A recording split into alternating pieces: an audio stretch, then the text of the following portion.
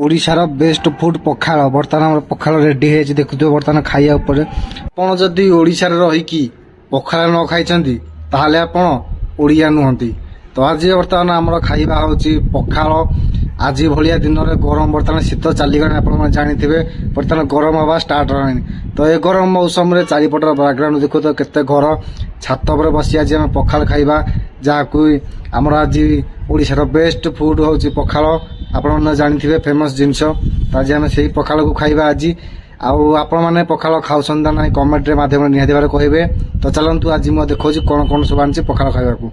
जय जगन्नाथ निहाती भाव लिखे कमेंट रे हूँ आमर पखाल देखु ये देखुव टमाट ता संग को बैगण अच्छी देखु आउ लंकार साइज टी देखु पूरा हेब्रेट दीटा लंका रसुण आ ये आमर हूँ बेलाटे भात पूरा पखाल आ देख बीन्स आलू भजा आज पूरा को अणपाणी कर दलिक पूरा बागेई खाइबा।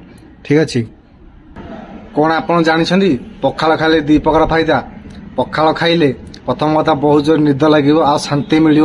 द्वितीय पखाल खाइले रोग भोग हेनी आउ देह सदा सुस्थ रहा पेट ठंडा रही। तो गीत अच्छी ओडिशावासी भारिशा आसी पखाल कंसारे आमर सबू किछि।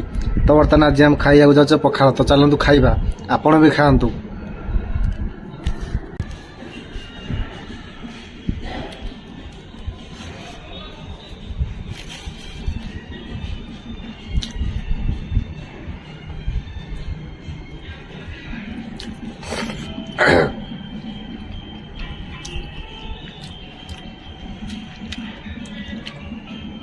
जहा को भाई आगर तो मोर चिकेन मटन थाउ कि पखाल सहित शुकुआ अण टे आता सब अणपाणी करदब ना से सब पछर रखीदब।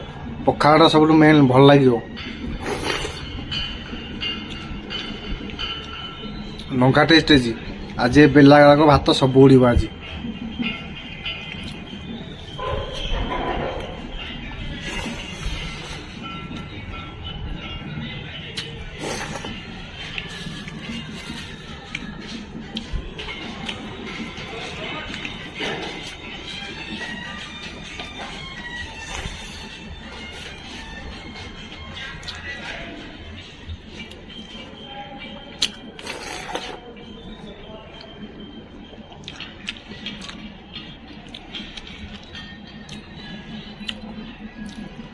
पखाल खाई एत शांति लगुच जे खाई सी ही जानी पखाल भातर शांति कौन आ केते मजा खाइबारे।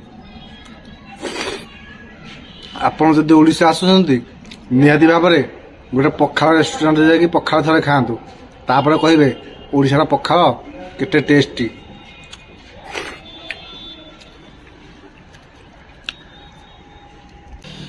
ठीक अच्छे साग मैंने आज वीडियो को ये शेष करिया। नेक्स्ट वीडियो पुणी थे देखा। जय जगन्नाथ।